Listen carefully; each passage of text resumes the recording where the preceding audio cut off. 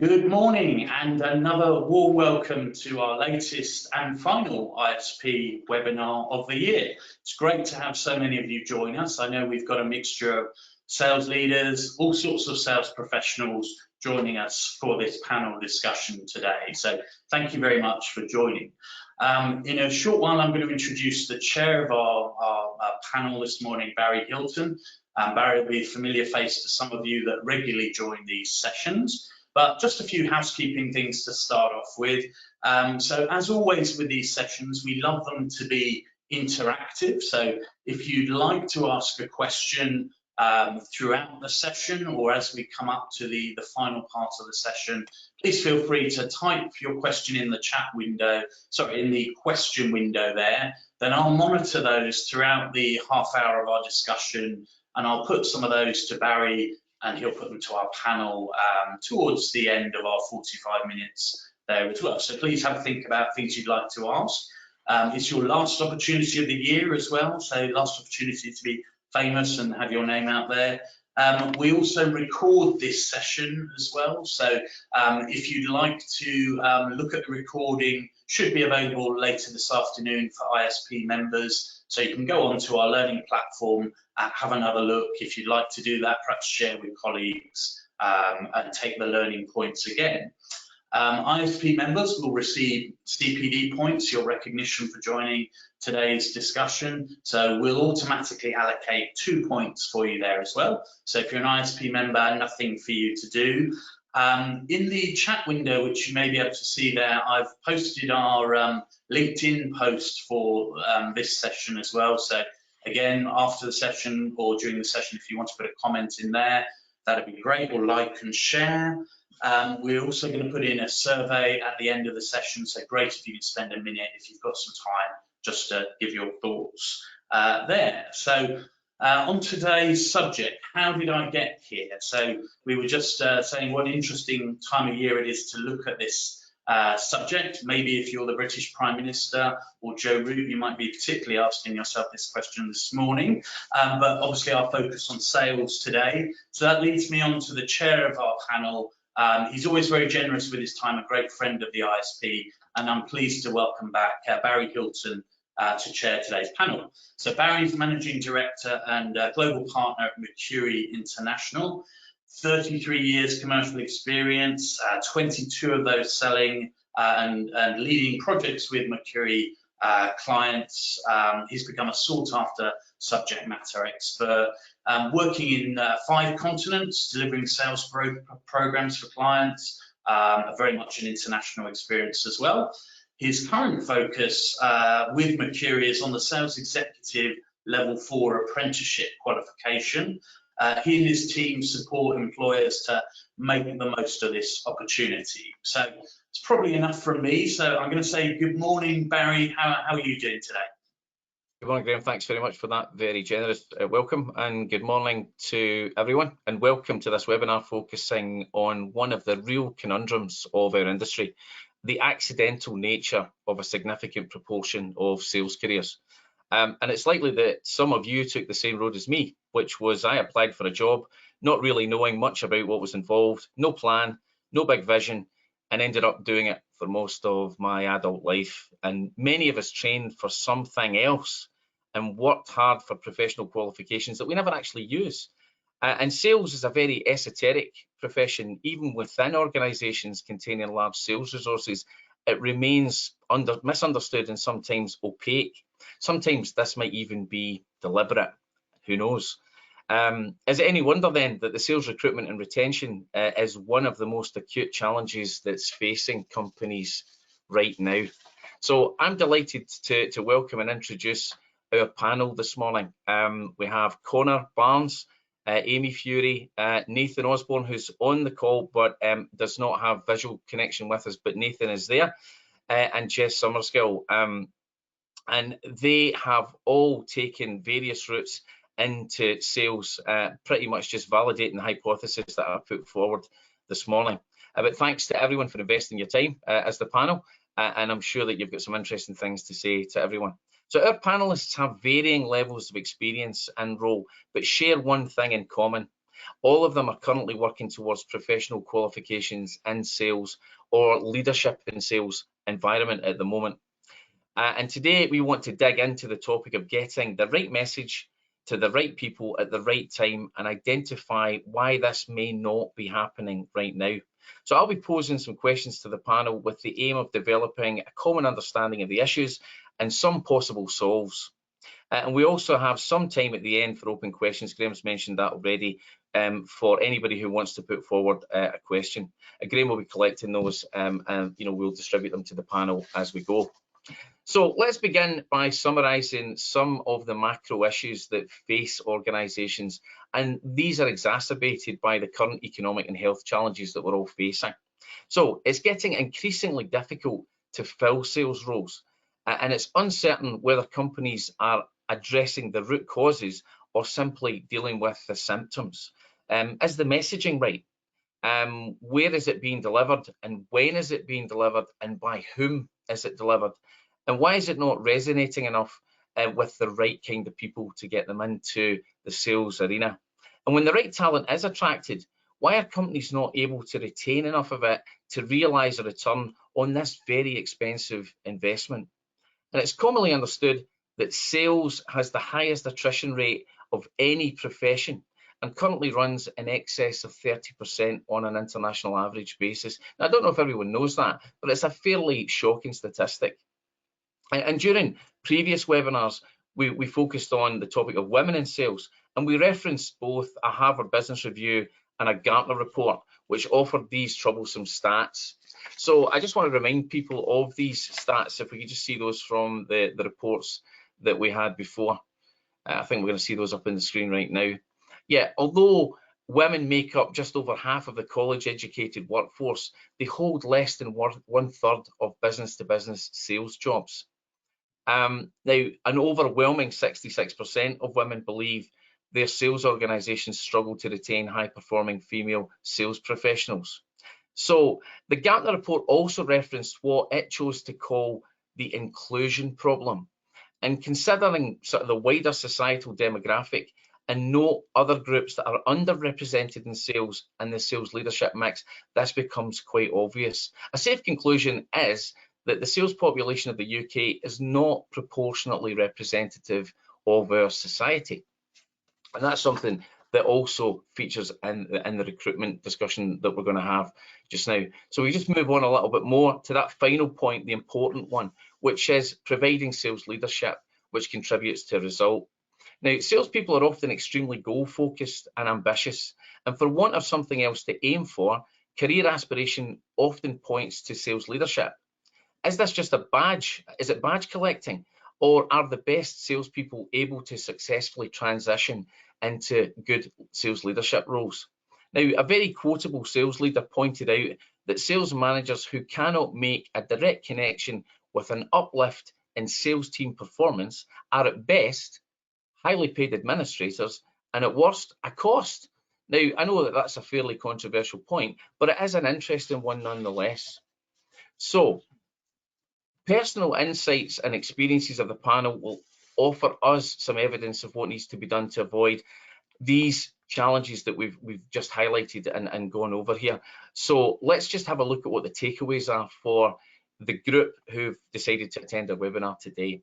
You'll be able to, after this webinar, identify whether your organisation is doing enough to reach the right seams of potential talent. So knowing right now, many of you are probably suffering from recruitment problems and challenges. We're finding that as we're trying to recruit for some of our clients. Also recognising that the issues that make talent want to stay within your organisation may not be being addressed optimally. And finally, can you and what will you do to create the right development paths for both the individual and the organisation to retain that talent? So we're going to move on to the first question for the panel, and I'm going to ask this in two parts. I think because we can't see you, Nathan, I'm going to start with you just to keep you in the loop here. So the first part of this question is, when you think about your commitment to a sales career, was it planned or was it accidental? Oh, very much accidental. Barry. But I originally wanted to become a fireman or then a policeman. And those who don't know me, I wear glasses, and at the time that wasn't allowed to perform those part of his career. So I wanted to become a printer. Okay. And this was in the 80s, so it was. I didn't know anyone in the. 3 different career choices before sales there. So we'll find out how you got into sales shortly. Thanks for that, Nathan. Jess, can I take that question to you now? Deliberate or accidental? So accidental in actually finding the role that I ended up in, but very deliberate once I found the role. So my brother works in the IT sales career doing what I do at a much higher level. And I've always looked up to him for little luxuries, like being able to go on holiday multiple times a year, being able to buy the clothes. And it wasn't jealous of those things, but jealous of the freedom that his sales role gave him. So I was looking for apprenticeships on the government website, came across a sales apprenticeship at CCS Media, no idea what that actually meant, found out exactly what the role was in the interview, and at that point, I knew that this was kind of what I wanted to give a go. IT is booming. It's only ever getting more and more relevant and more busy and exciting. So deliberate once I found the role, but I'm not going to lie, I was looking at a couple of other roles, like really anything around the apprenticeship. It's not a crime. It's not a crime for it to be accidental. But so, okay, so we've got 2 out of 2 now, which were accidental. Connor, if I could come to you, deliberate or accidental? So I'm going to switch up here. Mine was actually planned. Right, okay. So there were a couple options beforehand. I wanted to be a football coach. I wanted to be an actor. And then, but if I'm generally honest, I think sales was always for me. I was the one in the playground buying 4 packs of Mars bars and sending them singly, rival in the canteen. So yeah, from that point of view, I think it was always going to be sales, if I'm honest. So yeah, planned. Okay, well that's interesting too. And Amy, what about you? Accidental or planned? A bit of both, really. So I dropped out of university. I was doing a fashion degree, and I figured out it wasn't for me. And then I ended up working full time in retail. So retail sales is kind of like my background. And then I kind of realised I wanted to expand my knowledge and my skills a bit more. So I did search for apprenticeships and came across a sales apprenticeship with Pearson. And yeah, that's where I am now.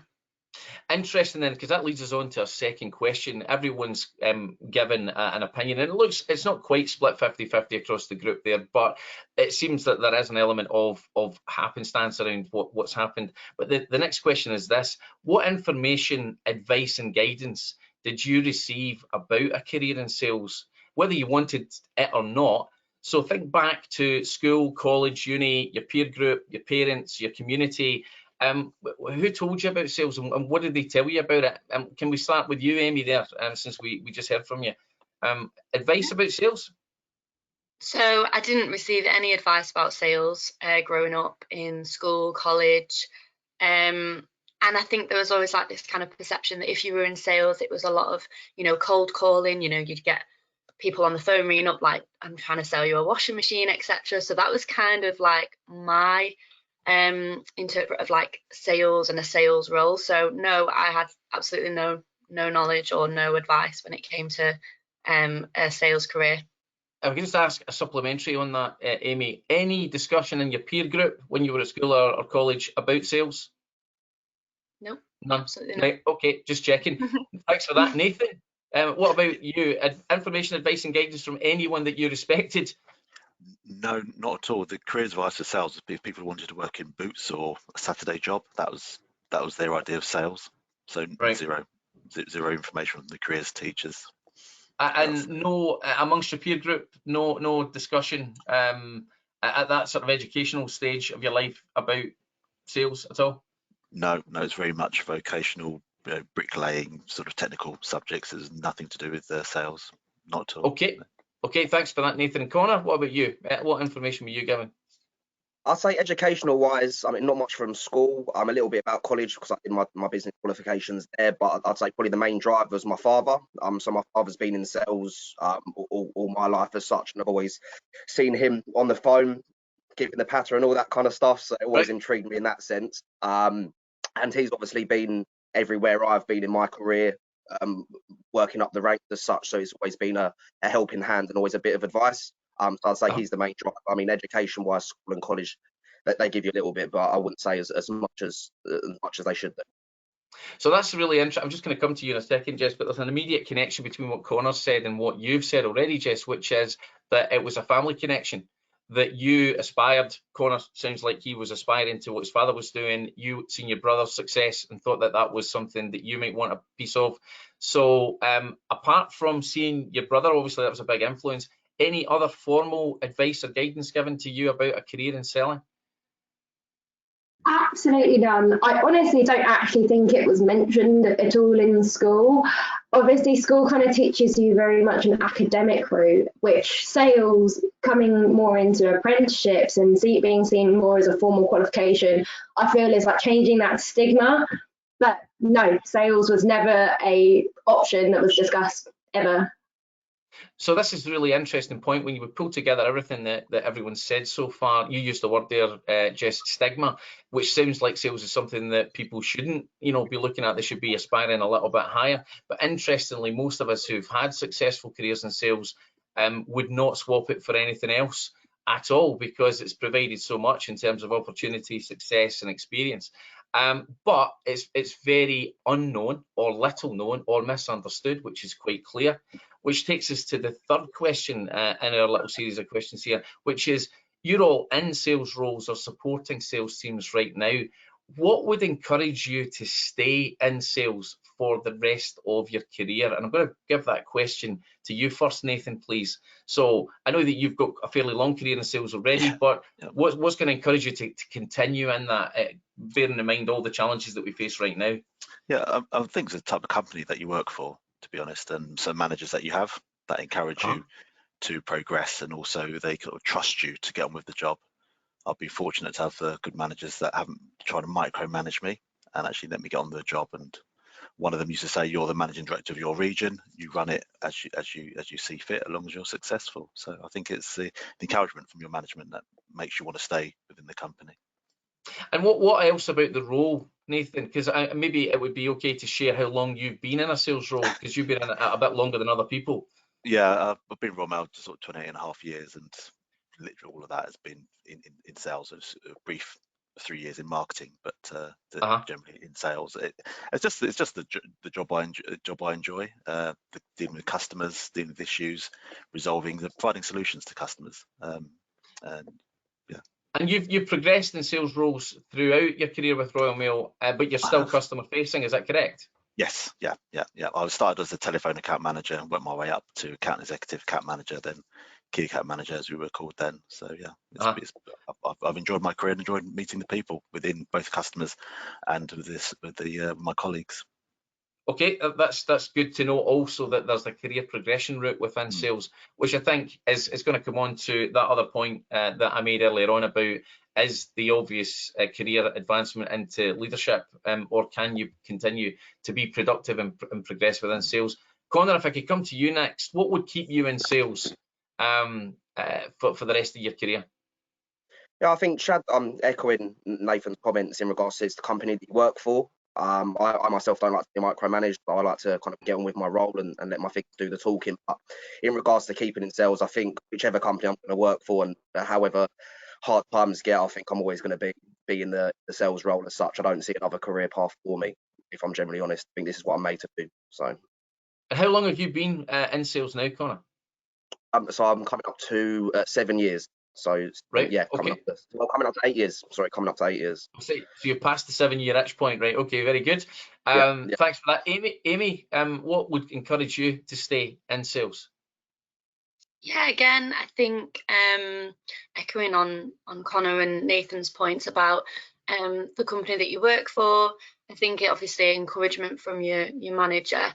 But for me, again, it's that progression within a company. I feel like, especially one of the reasons why I'm doing an apprenticeship in the level 4 sales executive is because I want to kind of push myself and also progress within my roles. So then that would mean, progressing into different roles within the business. So yeah, I think that's important for me. And obviously, the encouragement from a line manager, but also recognition from the company on how you're working and how well you've worked and what you're doing to kind of expand. So yeah.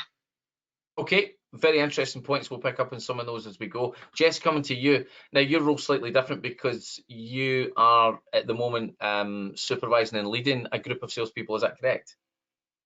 Yes, I have a team of 10 apprentices under me.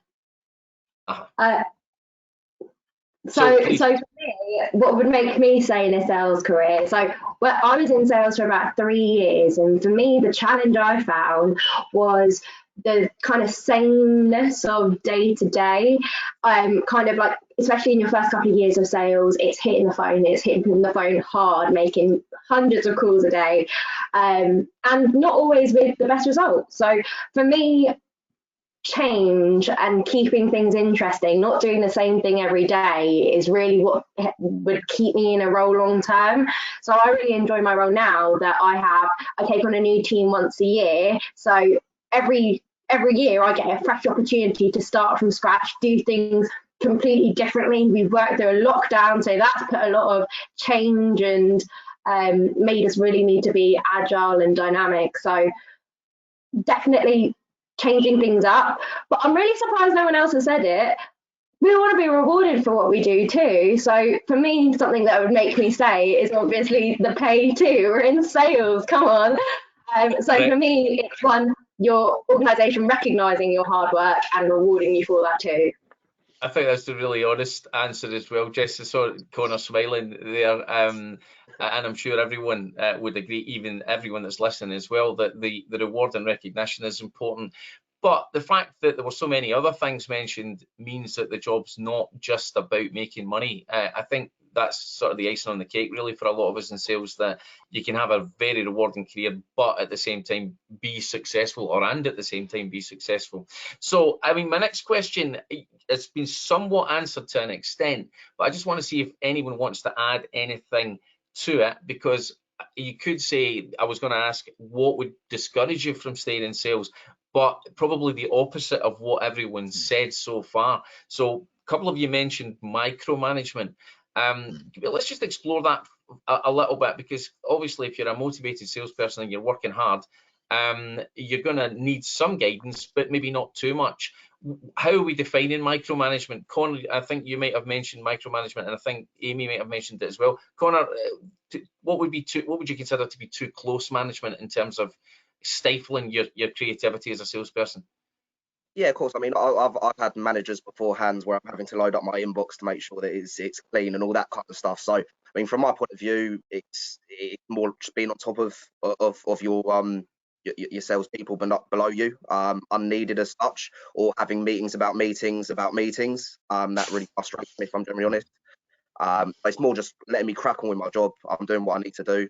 And they're kind of not just following me up or giving me 8 calls a day or making me jump on 3 Zoom calls just to see where I am. I think that's my understanding of okay. And there is an element of that, I suppose, at the moment with regard to lack of control through all the restrictions that we're facing. Amy, you might have mentioned that also. Was it you that mentioned the point about micromanagement or close management? It was Nathan, possibly. It was Nathan. Yes, I think it was Nathan, actually. Nathan, do you want to define that for us? You know, what becomes effective sales management in your opinion? Well, yeah, it's a bit like what Connor said, really. You kind of being sort of watched and monitored. I obviously fully understand you need to have some elements of targets and a certain level of performance, but being trusted, and I think that's the key word here, being trusted to get on with the job. But you're in that role for a reason. They chose you for that role for a reason, so you obviously demonstrated the skill set. So you just want to really be left to get on with it. But and also seek help if things aren't going right, but also just be left to get on with the job and be trusted to do a good job. And there has to be an element of that, because the whole nature of the sales role has changed over the last 20 months. There's no doubt about it. And I'm involved in a lot of discussions right now about whether we'll ever revert back to the past. But I think the past is effectively past now.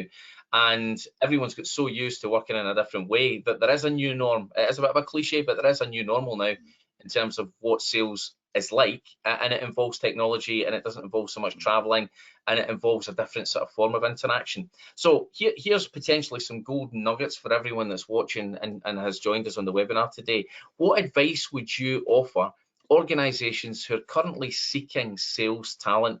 How should they get their message out there? and what should that message be? So you've got experience and success as a group. If you were advising employers, sales leaders, recruiters, people in HR who are trying to bring good talent into the business, what should they be doing to attract the best salespeople right now? Let's start with you, Connor, on that one. What would your advice be?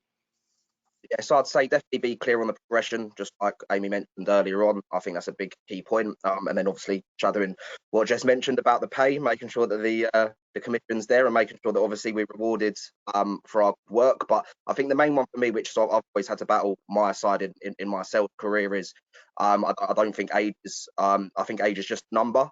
From my point of view, I'm 26 years of age and I'm beating colleagues that have been in the industry for 25 years as such. I'm on figures weekly, so I've always had to kind of combat my young age as such, and always had to justify myself, maybe because people have got a little bit more mileage than me. But yeah, I'd say as an employer, just make sure you're looking out for the gems, and yeah, don't take age into the mouth. Someone can do the role, someone can do the role. Okay, that's very, very interesting what you've said there. Amy, do you like to add to that? What other wise advice would you offer employers? Yeah, again, echoing on Connor's points, you know, age is just a number. I'm 26, and I'm like the youngest member in my team. So I work alongside business development managers and internal sales advisors. So, and I know obviously I'm doing my apprenticeship, and that's obviously expanding my knowledge, etc. But I do think as well that, you know, everyone has different skills and capabilities, and it doesn't really matter, you know, how long you've been in sales for. I think, you know, you can still come out on top. So that definitely, and again, pay is so important. I think especially around apprenticeships, you know, when I first started in my current role, I did a level 2 sales apprenticeship, and obviously the pay, it was quite low, and I think obviously there's a lot of stigma around apprenticeship wages, etc. these days. So definitely, you know, recognition, and obviously recognition comes obviously good pay. So they'd probably be my 2 key points. Thank you for that. Jess, come to you now. Advice? So I attended some training a while back. I believe it was a webinar that said about the best salespeople isn't necessarily about the skills and knowledge. It's about the work ethic and the drive. They talk a lot about grit, and grit being one of the big things that makes a real good salesperson. So I joined CCS Media having come out of school with no skills, no knowledge of the industry, but with certain characteristics and personal attributes that would make me successful in a sales role. So I think for employers, especially with apprenticeships becoming more and more available in sales and being much more highly recognised, also being available at much higher levels, like my team are doing a level 4 when I had the option of a level 3, so things are moving up with apprenticeships too. But maybe it's not always about kind of the knowledge and skills of the people that you're looking to recruit. That organic growth within a business can come from just investing in good talent and people who want to put in the effort and want to learn, because I often think that good salespeople can be made, and that making of a salesperson is just by investing some time, some energy, some coaching into them. But that can end up ultimately being so much more successful than maybe taking on someone who's worked in sales before. So maybe taking a little bit more of an onus on the organisation to invest and organically grow their sales teams, because CCS Media have been incredibly successful doing that. And I'd like to see more organisations not asking for 3 years experience, but asking for maybe some characteristics instead. Very interesting point, Jeff. Let me come to you, Nathan, for that final question. Advice to employers? Yeah. I mean, mine's at the other end of the scale to like Connor and Amy. I'm 55, and age isn't, you're right, age is just a number. I think companies should try and promote themselves in terms of now with the situation that happened in the country about work-life balance, and offering and being a bit more flexible around that. And obviously being a diverse company, I think that's very key. And obviously with the green agenda, showing your green credentials, I think a lot of people now would want to join a company that would reflect them and maybe their attitude. So I think companies now need to expand just from potentially, as I said, remuneration and the packages, but being a bit more of a overall holistic brand and what we believe as a company, which might dovetail into your values as a salesperson or as someone who's looking to recruit. So I think it's maybe wider than that now than what it used to be.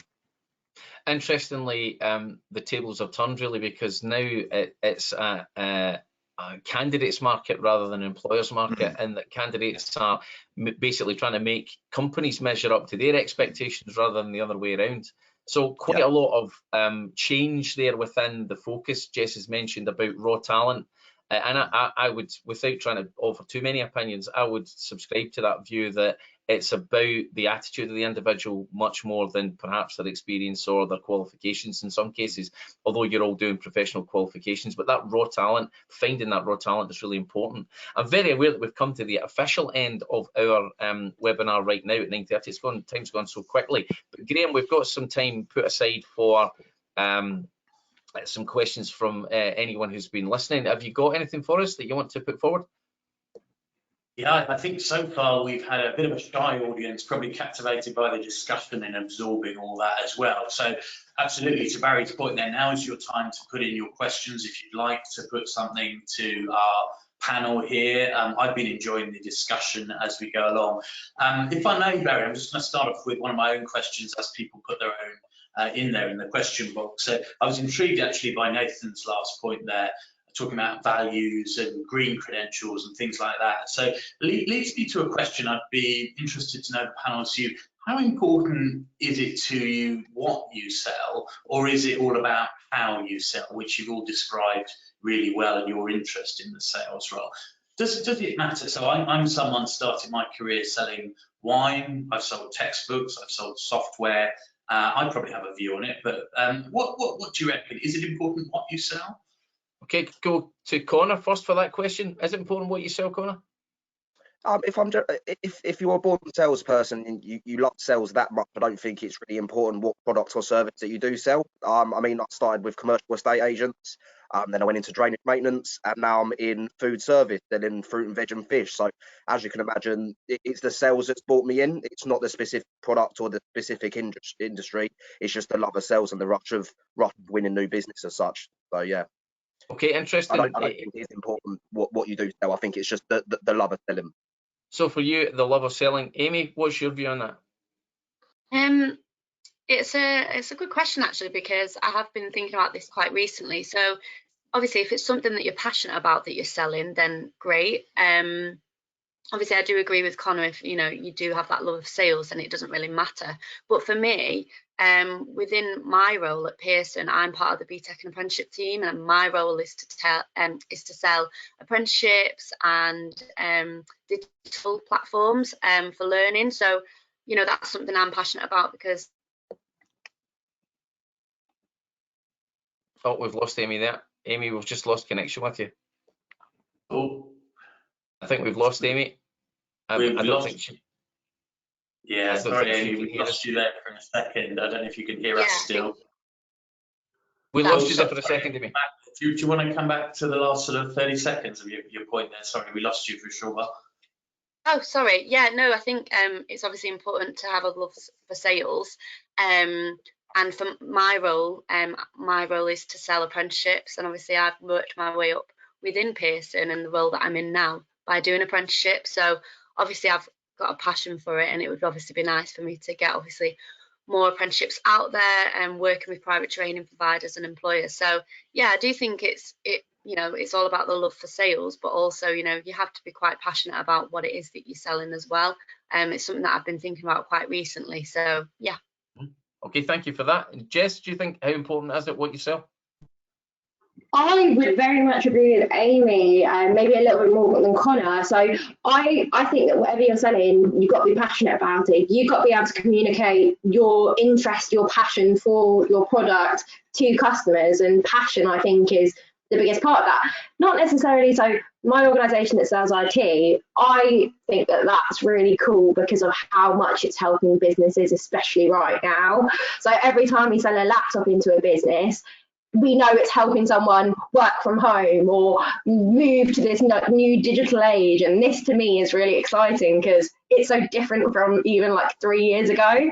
So for me, I enjoy selling IT, and I don't actually see myself in another sales industry, but it's because I'm passionate about it. Like Amy said, it's something that really interests me, and it's forever changing, which I think also makes it really exciting. Thank you for that. Now, Nathan, you've been with the same employer for quite some time. Yeah. So I don't know if this is a fair question, but maybe it is. So I think passion is right, but also I think it does matter to me personally what you sell, was what I enjoy selling with customers, even though it's logistics services. It's what you're transporting to that person, and obviously the customer experience and what they get. So if you're sending a parcel to somebody, or you're transporting a parcel, you don't know what that parcel means to that individual on the doorstep. So I think it's knowing that you've provided that service, and you're providing a good quality service to your customer for the doorstep customer to receive. And obviously with our post staff as well, they provide that added extra as well in terms of customer experience. So yeah, I'm more than happy and proud to work for my company, which is why I've stayed so long, because I think it's a great service that we offer, what we provide, and I'm passionate about that. And there's all sorts of things, because I've sold things in government which such as COVID mailings, things like that, which is important to the nation. So I feel proud to be involved in that, and obviously with my colleagues in elections and things like that. So yeah, I think for me it's important to know what I'm selling has an impact, a positive impact. So very good, and a great answer. Graham, anything from your panel? Yeah, absolutely. So I'm pleased to say we've got lots of questions coming in now, and if we can't get all of these to the panel this morning, we'll take those offline and see if we can get some responses to you all there. So I'm going to take one here from Bella, which is a good broad question. So she's asking, what do you think is the biggest challenge of being a salesperson? Big question there, Agnes. Okay, I'm not going to ask everyone. I'll just throw the questions to each of you individually. So Connor, biggest challenge of being a salesperson, what do you think? I think it's the drive. I think it's the drive and the motivation to carry on going. I've had days where I've made 100 cold calls and not a single lead's come back, but still have the strength and the get about to go back the next day and make another 100. So I'd say, yeah, the biggest thing is motivation, and then your structure of your day, I'd say as well. Thank you for that. I'll throw that one to you as well, Amy. Biggest challenge? Yeah, no, completely agree with Connor, and especially working from home, that's had a massive impact on my kind of role and motivation. I used to be based in an office, and so yeah, I did find the struggle to begin with motivation. But again, what Connor said, going out, not getting leads. At the moment, we're doing a big project on cold calling, which can be, hit and miss. So yeah, definitely it would be the drive and motivation. Some days you just don't get it, other days can be successful. So thanks for that, Amy. Anything else, Graham, from your pool? Yeah, sure. Thank you for those answers. So here's a question from Robert. Thank you for that one. So Robert says, if we're looking to attract young people into sales, how can we convince some of the key stakeholders, such as teachers and parents, that sales is a great profession? Anyone, any thoughts on that? I'm going to throw that one to Jess.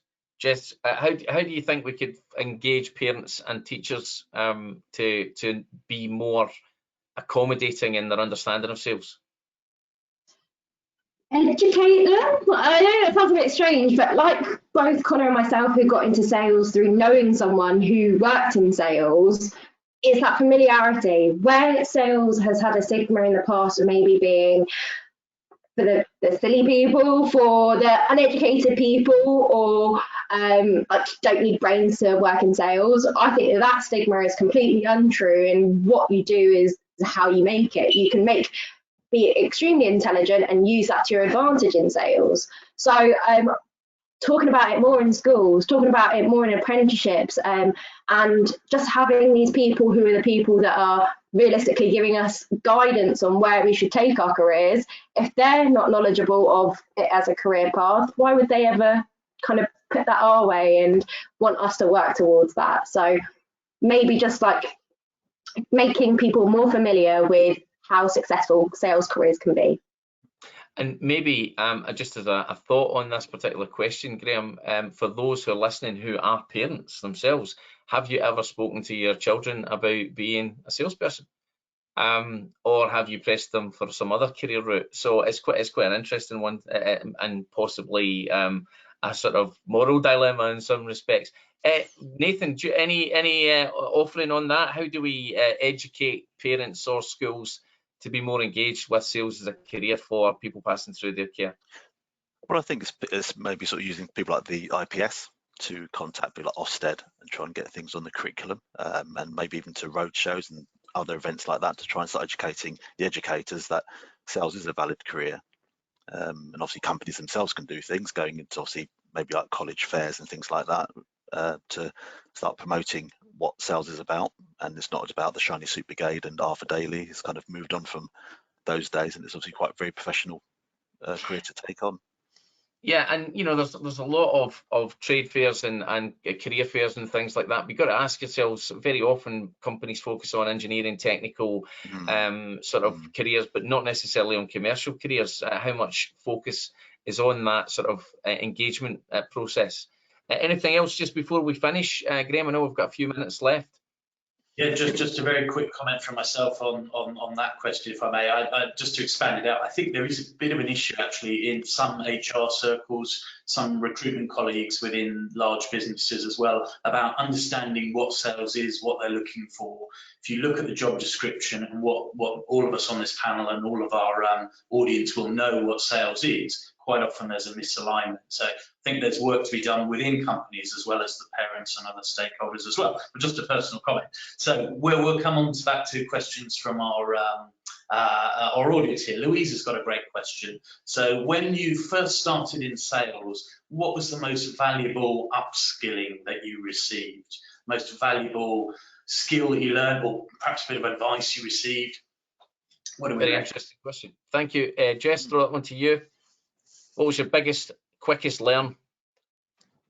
Networking and communication. You do not get taught how to speak to people in school. You do not get taught how to communicate with different types of people, not just your peers, but dealing with professionals and people at a higher level. So for me, fundamental skill, being able to have a conversation with an adult. And that seems so basic, but you're not taught it in school. So where else are you supposed to learn it? So wow. For me, fantastic. Yeah, a silver bullet point. That Nathan. For me, resilience. Every day is a new day, and your challenges. But having resilience, don't sort of dwell on your losses or failures as such. But you know, every day is a new day. So learn, take everything as a learning experience. Fantastic, yeah. Connor. Yeah, just shadowing what Nathan mentioned, resilience is the biggest one for me. I've learned very, very quickly that not everyone wants to buy off you for some strange reason. So yeah, I think it's resilience and not giving up. I've had days where I've cold called 30 and got nothing back. I mean, trips around London and everything like that, but still came back the next day just as I did with the cold call. So yeah, I'd say resilience is the biggest one for me. Okay, I mean, and it's interesting that these are everything that's been mentioned so far as a life skill. It's nothing technical, it's a life skill. And Amy, you can, a brilliant point to bring us to close really. Biggest learn, quickest learn? Obviously all the knowledge that I've learned through the apprenticeship, so a lot of them can be, you know, particular behaviours. But I think for me, I found great success with LinkedIn. You know, I've joined people on there from my obviously customers and obviously people through Mercury and other awarding organisations. So I think that for me is, you know, making yourself known, putting yourself out there, also, you know, putting out your business and what we do and what we sell and how we can support customers. So I think that would be the biggest for me, would be LinkedIn, social media. Thank you very much for that, Amy, and a perfect point for me to close the session today. Thank all of you for your time that you've invested this morning and for being so open and honest. I'm sure this conversation could run for another hour, but we don't have time to do that. I'm sure Graham will send us out any questions that require answering that were not put to the panel today. And some great points. We are in a situation right now where there are so many unfilled sales vacancies out there, and those are opportunities that are just there to be picked up if people only knew about them. So we need to get to the right people and bring that raw talent into the sales arena and let them have successful careers like we're all having right now.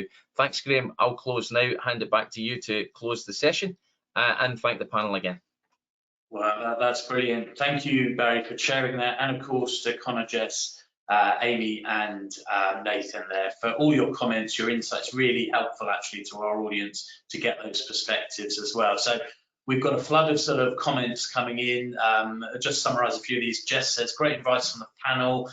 So thank you for that. Sorry, we can't quite get to your question. John, I think, has a good summary point here. He says, and I'll summarise your point there, John. He says, being in sales is extremely gratifying, especially when clients say thank you. Salespeople make a difference. That's my driver. John's putting capitals there, so appreciate all the comments, and we've got some passion coming out from people now. So just for me to say a big thank you to your panel again, to Barry for hosting, and all of you for joining. The session is recorded. Remember, if you'd like to have another look at that, that should be available this afternoon on our learning panel, on our learning platform. The LinkedIn post is in there. If you've got a minute or two afterwards to fill in a survey, we always appreciate that. That drives what comes next in terms of these webinars. And we've got on that subject, we're going to have a break over the Christmas period now. We'll be back Wednesday, 12th of January with virtual and remote coaching, which I'm sure will still be topical at that time in 2022. So it just leaves me to say big thank you to you all, wishing you all a fantastic Christmas break as well. Thank you for joining, and we look forward to seeing you again in the new year. So thanks to the panel, and have a great day ahead. Thank you. Goodbye. Bye. Cheers. Thank you. Bye. Bye.